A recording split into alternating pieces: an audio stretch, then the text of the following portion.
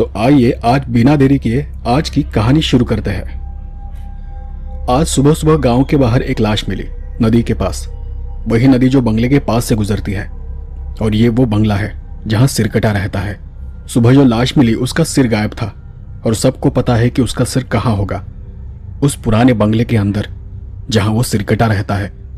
गांव में किसी में भी हिम्मत नहीं है कि वो बंगले के अंदर जाकर सिरकटे से कटा सर लेकर जिंदा वापस आ सके। ये पिछले कुछ सालों में हुई 11वीं मौत थी जिसका सिर गायब था। आज मैं आपको इस सिरकटे की कहानी सुनाने जा रहा हूं। मेरा नाम अमित है।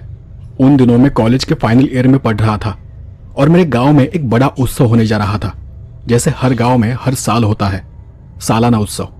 लेकिन इस बार का उत्सव कुछ खास था, क्योंकि गांव के उत्सव को 50 साल पूरे होने जा रहे थे और सभी गांव वाले धूमधाम से उत्सव की तैयारी कर रहे थे। इतना बड़ा उत्सव होने के कारण मैं उत्सव के कुछ दिन पहले अपने कुछ दोस्तों के साथ अपने गांव चला गया था। वैसे मैं अपने गांव जाया करता था, लेकिन 3-4 साल बाद, और इस बार भी मैं करीबन 5 साल बाद गांव जा रहा था, वो भी अपने घर वालों के कहने पर। जब हम सब गांव गए थे तो हमें वहां के हालात के बारे में कुछ भी पता नहीं था। उत्सव के 3-4 दिन पहले हम चारों दोस्त गांव पहुंचे थे, और उसके अगले दिन गांव के बाहर एक लाश मिली जिसका सिर गायब था। उत्सव के ठीक 3 दिन पहले लाश का मिलना गांव वालों के लिए किसी अपशकुन की तरह था। पूरे गांव में मातम छाया हुआ था। सुबह हमारी नींद भी पूरी नहीं हुई थी कि गांव वालों के रोने और चीखने की आवाज से हमारी नींद खुली। हमने घर के बाहर जाकर देखा तो लोग पागलों जैसे भाग रहे थे। कोई रो रहा था, कोई चीख रहा था, तो कोई एक दूसरे को आवाज दे रहा था। हमें समझ नहीं आ रहा था कि वहां क्या गड़बड़ थी, और फिर हमने अपनी बाइक्स निकाली। हमने अपनी बाइक से भीड़ का पीछा किया। जब मैं गांव के बाहर गया तो नदी के किनारे बड़ी भीड़ जमा हुई थी। रास्ता बनाते हुए हम भीड़ के बीच से आगे बढ़ गए। सामने का दृश्य देख मीरा और प्रिया ने अपने चेहरे पर हाथ रखा। रवि का चेहरा कड़वा हो गया। हमारे सामने एक लाश पड़ी थी जिसका सिर गायब था। उसके धड़ से खून रिसकर नीचे पत्थरों पर जम गया था, और उसकी सूख कर एक मोटी परत बन गई थी। उस शव पर मक्खियां भिनभिना रही थी। लोग यहां वहां उस लाश का सिर तलाश रहे थे। तभी भीड़ में से एक आदमी ने कहा, ये उस सिरकटे का काम है। तुम कितना भी ढूंढो, तुम्हें इसका सिर कभी नहीं मिलेगा। और अगर सिर को ढूंढना ही है तो उस बंगले में जाकर ढूंढो जहां वो सिरकटा रहता है। उस आदमी की बात सुनकर सभी लोग अपनी जगह पर रुक गए, और हम सभी एक दूसरे का चेहरा देखने लगे। कुछ देर ये सब देखने के बाद हम फिर से उस भीड़ के बीच रास्ता बनाकर बाहर निकले। उस लाश की बदबूदार गंध अब भी नाक से जा नहीं रही थी। वहीं पास हरि काका खड़े थे। हरि काका मेरे दूर के अंकल थे। मुझे देखते ही उन्होंने इशारे से मुझे पूछा, तुम सब यहां क्यों आए हो? मैंने कुछ नहीं ऐसा कहते हुए अपना सिर हिलाया। अंकल हमारे पीछे चलते हुए हमारे पास आ गए। तुम सब यहां क्यों आए हो? कुछ नहीं, बस लोगों की चीख पुकार सुनी और भागते हुए देखा, इसलिए हम भी उनके पीछे पीछे यहां आ गए। हमें नहीं पता था कि हमें यहां ऐसा नजारा देखने को मिलेगा। अंकल ने सिर हिलाकर कहा, यह सब तो यहां होता रहता है। पिछले 5-7 सालों में सिरकटा का यह 11वां शिकार है। रवि ने मेरी ओर देखा और फिर अंकल की ओर देखकर पूछा, यह सिरकटा क्या है? काका ने एक नजर हमारी तरफ देखते हुए कहा, इस नदी के दूसरी तरफ एक बंगला है। उस बंगले में एक सिरकटा रहता है, और अगर वो रात में गलती से आपके सामने आ जाए, या आप गलती से राह भटक कर उसके सामने चले जाए, तो वो आपका सिर काट देता है। फिर उस सिर को अपने धड़ से जोड़ने की कोशिश करता है और अपने साथ उस बंगले में ले जाता है। वो बहुत निर्दयी है, बहुत क्रूर है। वो किसी पर कोई दया नहीं दिखाता। उसके सामने हाथ जोड़ो, उसके पैर पड़ो, उसे कोई फर्क नहीं पड़ता, क्योंकि उसे कुछ सुनाई नहीं देता। मैंने उस नदी के पार देखते हुए उनसे पूछा, तो फिर आप सब लोग मिलकर उस बंगले को नष्ट क्यों नहीं कर देते? नहीं कर सकते। अगर बंगला टूट गया तो वो यहां वहां घूमेगा।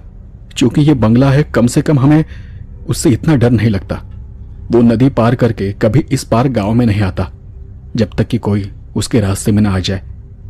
रवि तब बीच में ही बोला, बंगला रहने दीजिए, लेकिन आप लोगों ने मिलकर उसे ही क्यों नहीं नष्ट कर दिया? अंकल चलते चलते एकदम से रुक गए। बेटा, क्या तुम्हें लगता है कि गांव वालों ने इसके बारे में कभी सोचा नहीं होगा? उसे नष्ट करना इतना आसान नहीं है। उसे एक श्राप है, और वो तब तक नष्ट नहीं होगा जब तक वो श्राप पूरा नहीं हो जाता। ये बात सुनकर मेरी जिज्ञासा और बढ़ गई। कैसा श्राप? अंकल ने सिर हिलाकर कहा, कोई नहीं जानता कि वो श्राप क्या है।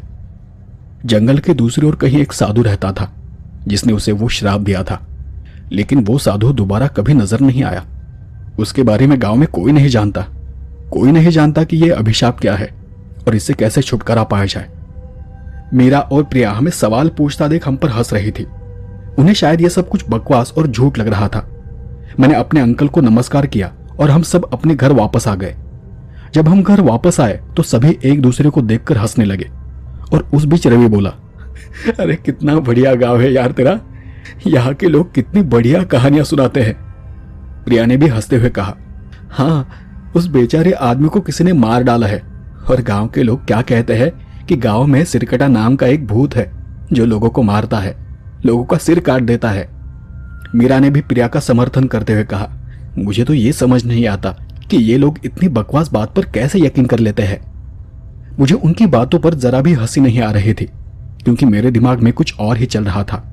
कुछ सोचकर मैंने उन्हें कहा, मानता हूं कि सिरकटा की कहानी अजीब है, लेकिन इसके पीछे कोई तो वजह होगी, कोई तो राज होगा। एक ही समय में सभी लोग मूर्ख तो नहीं हो सकते ना, हर कोई झूठा कैसे हो सकता है। और तब रवि ने मुझे कहा, ऐसा है तो ये जानने का सिर्फ एक ही तरीका है और वो ये कि हमें खुद वहां जाकर देखना होगा। इस बात पर प्रिया और मीरा दोनों कहने लगी, ये तो सरासर पागलपन है, मुझे ऐसी अनजान जगहों पर जाना पसंद नहीं है। क्या पता वहां कोई जंगली जानवर हो भी सकता है जो इन लोगों को मार रहा हो।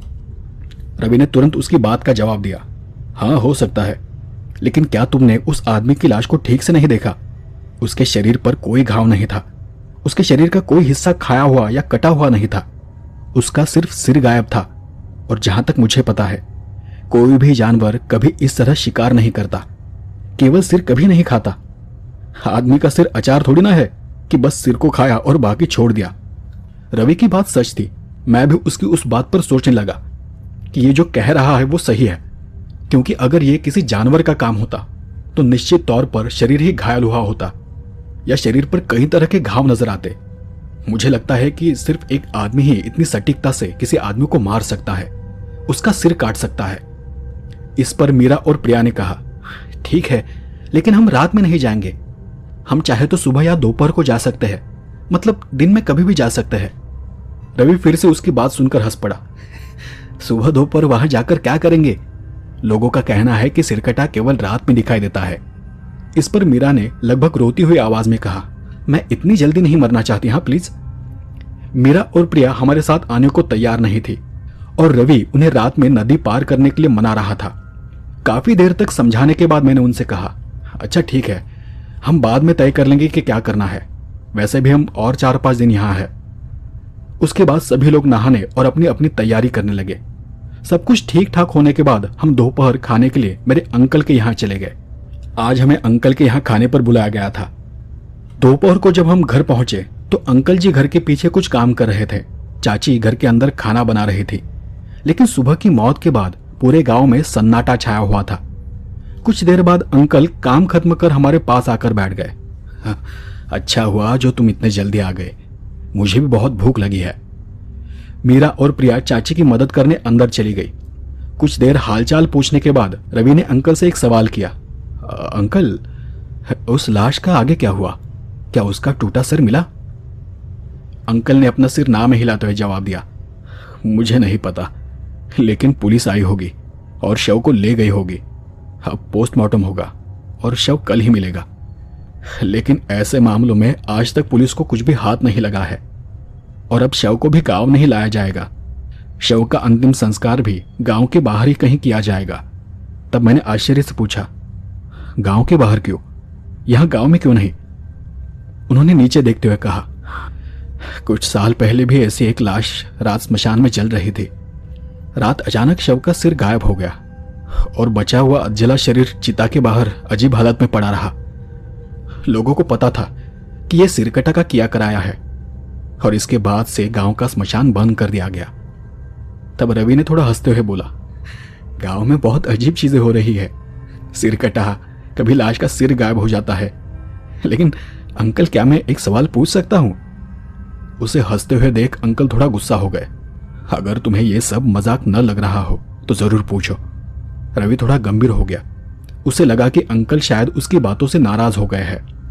मैंने थोड़ी देर इंतजार किया, सब कुछ शांत होने दिया और फिर मैंने पूछा, अंकल सिरकटा ऐसे अचानक कहां से आ गया? मैंने अपने बचपन में ऐसा कुछ कभी नहीं सुना था। मालूम तो था कि नदी के उस पार एक बंगला है, लेकिन तब ऐसा कुछ भी नहीं था। फिर यह सिरकटा अचानक कहां से आ गया? अंकल ने अपने हाथ पोंछते हुए मुझे कहा, तुम सही कह रहे हो, और सच तो यह है कि तुम्हारे जैसे गांव में किसी को भी इसके बारे में कुछ भी पता नहीं था। बस गांव में एक बूढ़े दादा को छोड़कर। वो अब 95 साल के हो गए हैं। गांव के लोगों को पता था कि बंगला बहुत पुराना है और ये कई सदियों से यहां है। किसी जमाने में ये छोटा सा महल हुआ करता था जहां कोई राजा शिकार करने के लिए आता था। राजा बहुत सुंदर और धनवान था, लेकिन एक दिन उस बंगले में कोई आया था और उस दिन अचानक उस बंगले के सभी लोग गायब हो गए। सभी नौकर चाकर भी उस घर को छोड़कर चले गए। एक ही रात में वो बंगला ओस पड़ गया। फिर अभी कुछ साल पहले गांव में एक आदमी आया था। बंगले के बारे में उसने भी कहानियां सुनी और उसने सोचा कि सभी लोग अचानक गायब हुए हैं, मतलब उनका धन, सोना चांदी सब कुछ वहीं पर होगा। और ये सोचकर वो एक रात उस बंगले में चला गया। उसने वहां पर कुछ खुदाई की, लेकिन उस खुदाई में उसे सोना धन कुछ नहीं मिला, बल्कि उसने अनजाने में सिरकटा को जगा दिया। और तब से ये सिरकटा उस बंगले में रहता है, उस बंगले के आसपास घूमता है। गांव के कई लोगों ने उसे वहां घूमते हुए देखा है। वो अपना कटा हुआ सिर ढूंढता रहता है और अगर उसे कोई आदमी दिखाई दे तो वो उसका सिर काट देता है। लेकिन इसके बारे में किसी को कुछ नहीं पता है कि उस जगह पर क्या हुआ था और उस सिरकटे को रोकने के लिए क्या करना चाहिए। इस बार रवि ने थोड़ी गंभीरता से पूछा, लेकिन फिर उस सिरकटे को किसने और कौन सा श्राप दिया था? अंकल ने थोड़ा शांति से उत्तर दिया, मैंने कहा ना, किसी को नहीं पता। अब तक किसी ने उस बंगले के पास जाने की हिम्मत नहीं की है और शायद इसलिए कोई नहीं जानता कि उसका श्राप क्या है और असल में वहां हुआ क्या था। मैंने थोड़ा कुतूहल से उनसे पूछा, और वो बूढ़े दादा, उन्हें तो सब पता है ना? हाँ, लेकिन जब यह घटना घटी उसी समय उनकी जबान चली गई। वो बोल नहीं सकते, पढ़िया लिख नहीं सकते। वो क्या और कैसे बताएंगे? और तब से यही सिलसिला चल रहा है। इससे आज तक पूरा गांव डरा हुआ है। रवि ने फिर आश्चर्य से कहा, कितनी दिलचस्प कहानी है। अंकल ने उसकी हाँ में हाँ मिलाते हुए कहा, हाँ है तो, लेकिन मैं बस इतना ही जानता हूं।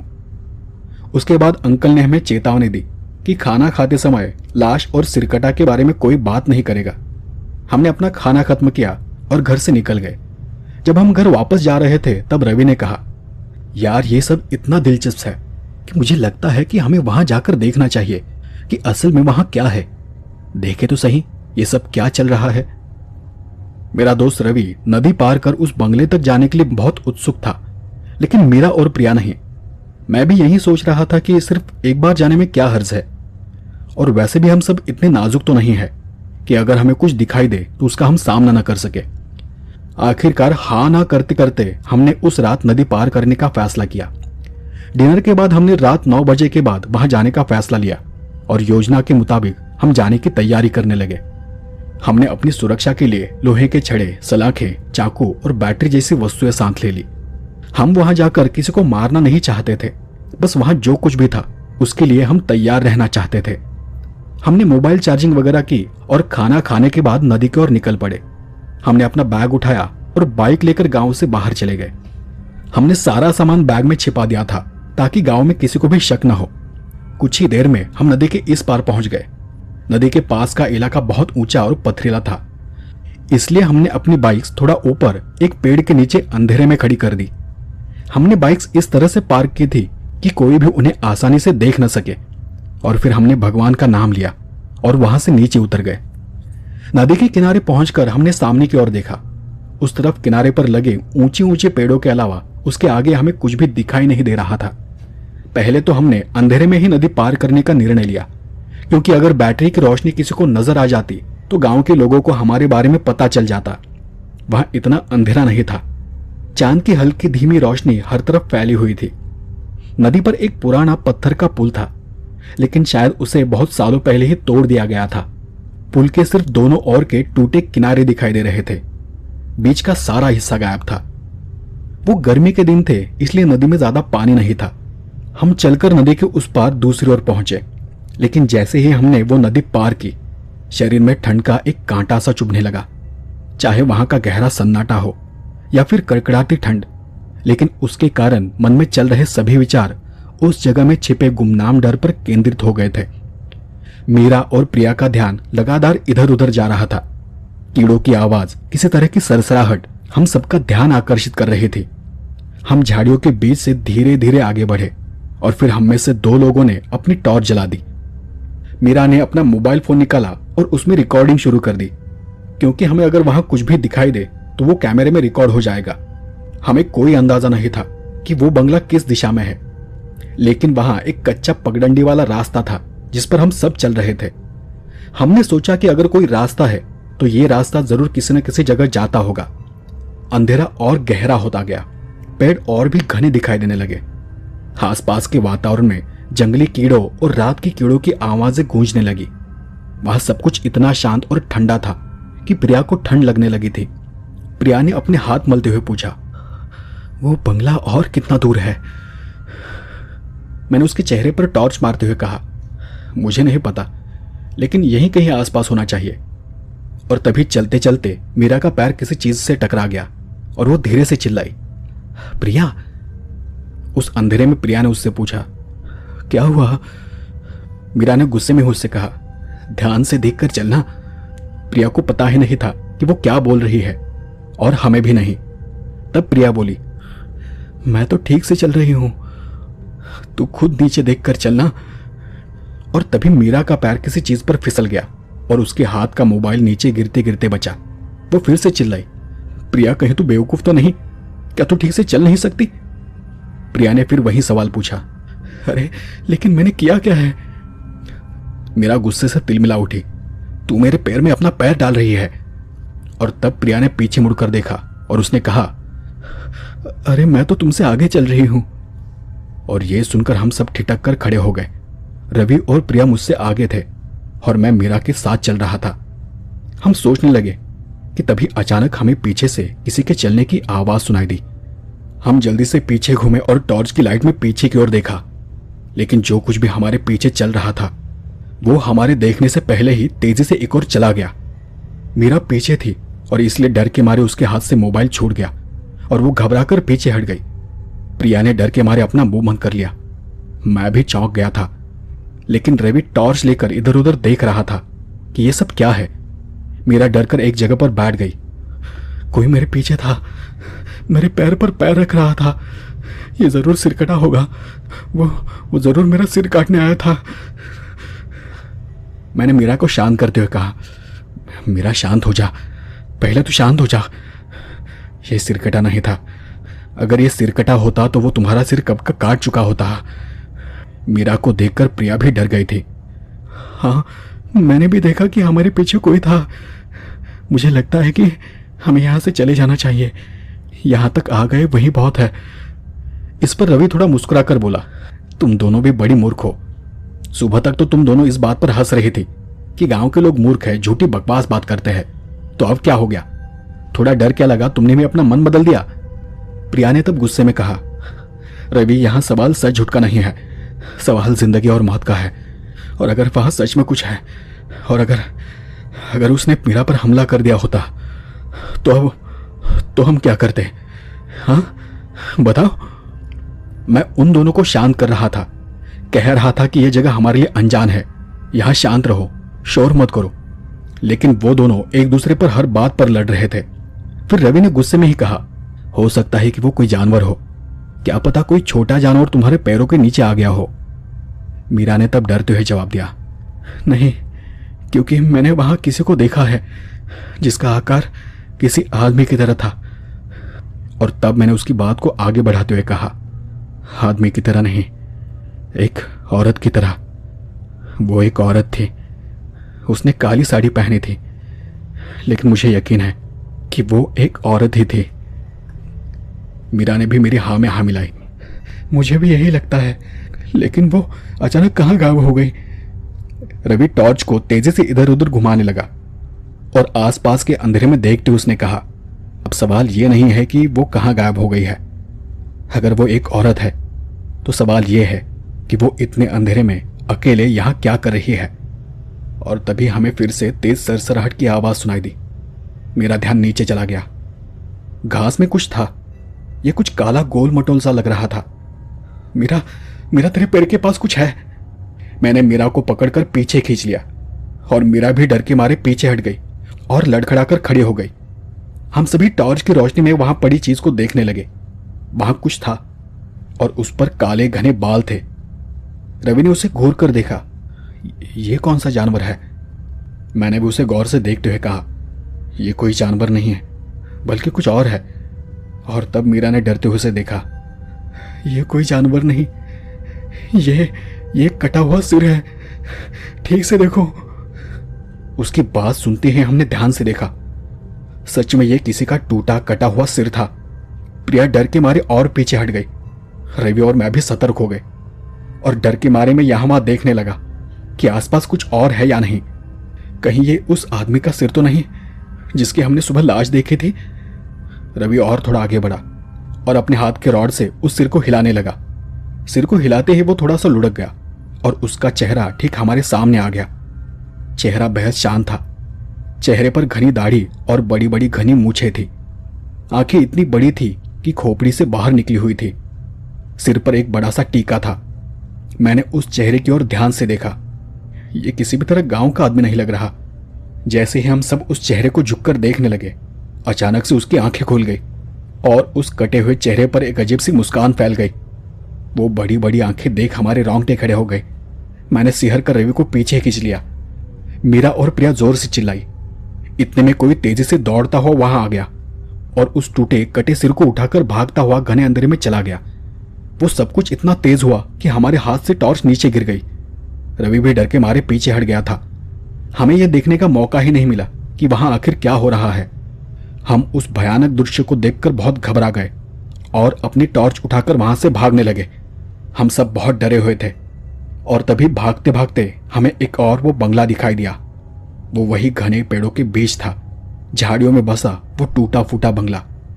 लेकिन अब हम में से कोई भी रुकना नहीं चाहता था।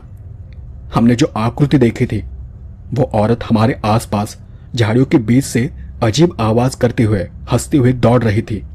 उसके हाथ में कुछ था जिसे वो तेजी से हमारे सामने घुमा रही थी। वो कभी हमारे आगे तो कभी हमारे पीछे से दौड़े जा रही थी। उसकी आवाज ने हमें झकझोर कर रख दिया था। वो इतनी तेज थी कि हम उसे देख भी नहीं पा रहे थे। एक पल में वो नजरों के सामने से ओझल हो रही थी। उन सब अजीब घटनाओं ने हमें पागलों की तरह नदी की ओर भागने पर मजबूर कर दिया था। हम सब नदी के उस पार भागे। कोई पानी में गिरा तो कोई भीगा था, लेकिन आखिरकार हम दौड़ते हुए अपनी बाइक्स तक जा पहुंचे। हम तुरंत बाइक्स को लेकर घर की ओर निकल पड़े। हम घर के करीब पहुंचने ही वाले थे कि हमने देखा कि अंकल घर के सामने खड़े थे। हमने अपनी बाइक्स को साइड में खड़ा कर दिया और तेजी से दरवाजे के पास चले गए। हमें अब इस बात का डर लग रहा था कि कहीं अंकल को पता तो नहीं चल गया कि हम अब कहां गए थे। हमें भीगा देखकर अंकल ने हमसे पूछा, तुम सबने ये क्या अवतार बनाया है? तुम इतनी रात को कहां गए थे? उनके सवाल से हमें पता चला कि शायद उन्हें नहीं पता कि हम कहां गए थे और कहां से आ रहे हैं। हम उन्हें तुरंत बताना नहीं चाहते थे कि हमने अभी अभी क्या देखा है। मैं बात को बढ़ाना नहीं चाहता था और इसलिए मैंने उनसे कहा, हम बस गांव के बाहर चले गए थे और वापस आते आते हमारी बाइक्स फिसल गई थी। हम सभी नीचे गिर गए थे और फिर इसलिए हमने पास एक जगह से पानी लेकर अपने आप को साफ किया और इसी वजह से हम भीगे हुए हैं। लेकिन मीरा और प्रिया दोनों डरी हुई थी। उनके चेहरे की ओर देखते हुए अंकल ने फिर पूछा, लेकिन ये दोनों इतनी डरी हुई क्यों है? क्या कुछ हुआ है क्या? मैंने फिर से बात को संभाला। कुछ नहीं अंकल, बस रास्ते में आते हुए हमें सांप दिखाई दिया था, इसलिए वो दोनों ज्यादा डर गई है। लेकिन आप अचानक यहां? मैंने उनके विषय को बदल दिया। अंकल ने अपने हाथ का डिब्बा मेरे सामने पकड़ते हुए कहा, मैं ये डिब्बा लाया हूं। घर में थोड़ी मिठाई बनी थी तो सोचा कि तुम सबको दे दूं। मैंने उनके हाथ से डिब्बा ले लिया और मैं घर के अंदर चला गया। अंकल अभी दरवाजे के पास खड़े थे।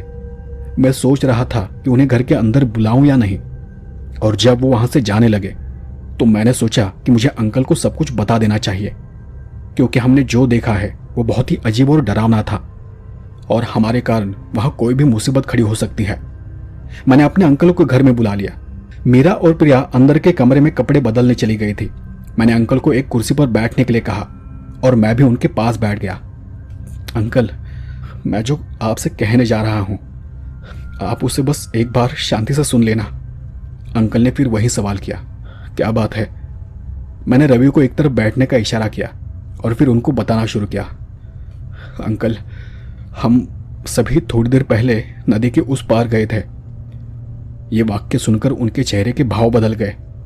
उनके चेहरे पर गुस्सा और डर दोनों साफ दिख रहा था, लेकिन वो कुछ कहते उससे पहले मैंने फिर कहा, प्लीज मेरी बात पूरी सुन लीजिए, फिर आप जो कहेंगे वो हम मान लेंगे। हम जानते हैं कि हमने गलती की है, लेकिन प्लीज मुझे अपनी बात पूरी कर लेने दीजिए। मेरी बात को सुनकर वो शांत हो गए और फिर उन्होंने हाँ में सिर हिलाया। अंकल, हम बस उस पुराने बंगले को देखने गए थे। नदी पार कर हम झाड़ियों के बीच से रास्ता तलाश रहे थे। चलते चलते अचानक मीरा का पैर फिसल गया। हम सबने पीछे देखा, लगा जैसे कोई बड़ा पत्थर होगा, लेकिन वो एक कटा हुआ सिर था। हम जब उसे देखने लगे तो अचानक उसकी आंखें खुल गई। हम सब घबरा गए और उसके अगले पल एक अजीब सी बात हुई। एक औरत दौड़ती हुई वहां आई और उस कटे सिर को उठाकर अंधेरे में भागने लगी। ये देख हम और भी डर गए, क्योंकि वो इतनी तेज दौड़ रही थी कि हम सोच भी नहीं सकते। मुझे नहीं पता था कि ये सब क्या था और वो सब देखकर हम भागने लगे। वो औरत झाड़ियों और पेड़ों के बीच से हमारे आसपास मंडरा रही थी और तब भागते भागते हमारी नजर एक तरफ उस टूटे फूटे बंगले पर पड़ी। वही बंगला जिसके बारे में आप बोल रहे थे। लेकिन फिर भी हम भागते रहे और फिर हमने किसी तरह उस नदी को पार कर लिया। अंकल ने मुझे बीच में ही रोका और एक सवाल पूछा, क्या तुमने सिरकटा को नहीं देखा? मैं घबरा गया। नहीं, हम सिरकटा को देखने तो गए थे, लेकिन हम भी यही सोच रहे हैं। मतलब हम बस जानना चाहते थे कि वहां क्या है, क्या ये सिरकटा है या फिर उसकी कहानियां सब झूठ है। हमें नहीं पता कि सिरकटा वहां था या नहीं, लेकिन वहां एक अजीब डरावनी औरत जरूर थी, एक बहुत ही अजीब औरत। वो औरत, वो कटा हुआ सिर, वो जर्जर हालत में वो बंगला और वो सिरकटा। हमें कुछ समझ नहीं आ रहा कि वहां क्या हो रहा है। अंकल दरअसल हमसे बहुत नाराज थे, लेकिन फिर भी उन्होंने आंखें बंद कर ली और कुछ सोचने लगे। तब तक मीरा और प्रिया भी कपड़े बदलकर बाहर आ गई और उन्हें देखकर उन्होंने शांति से कहा, मुझे नहीं पता कि सिरकटा ने तुम्हें देखा है या नहीं। मैं ये भी नहीं जानता कि वो औरत कौन है, लेकिन अगर ऐसा हुआ है तो तुम में से कोई भी जिंदा नहीं बचेगा। वो किसी भी तरह तुम्हें ढूंढ लेगा और तुम्हें मार देगा। एक काम करो, तुम अपना सारा सामान पैक करो, अपने बैग पैक करो और यहां से जाने के लिए तैयार हो जाओ। बस आज रात अंधेरे में बाहर मत निकलना, सुबह होते ही गांव से निकल जाना। मुझे नहीं पता कि तुम सबने क्या देखा है, लेकिन मैं इतना जरूर जानता हूं कि जो कुछ तुम सबने देखा है वो तुम्हारे लिए अच्छा नहीं है, इसलिए बेहतर होगा कि तुम यहां से दूर चले जाओ।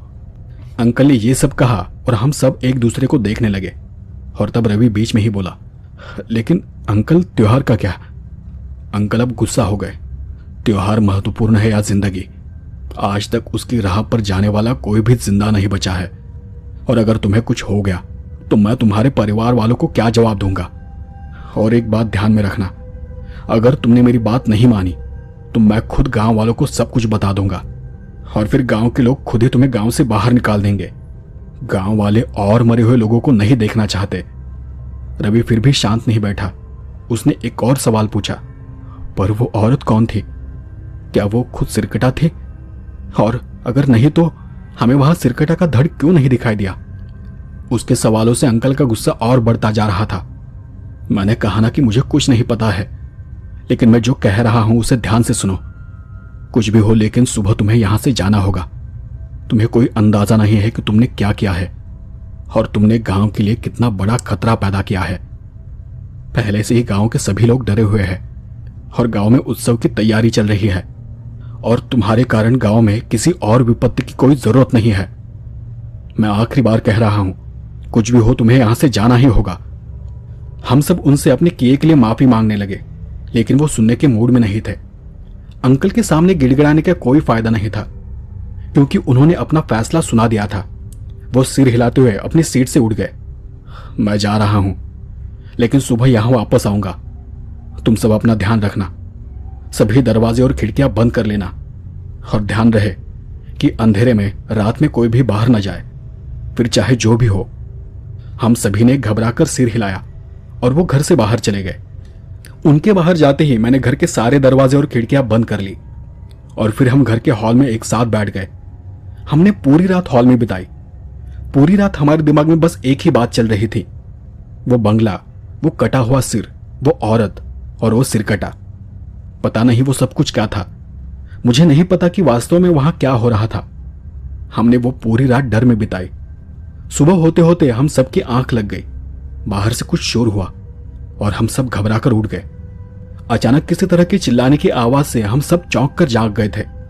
हम सब अपने आप को संभालते हुए एक दूसरे की ओर देखने लगे।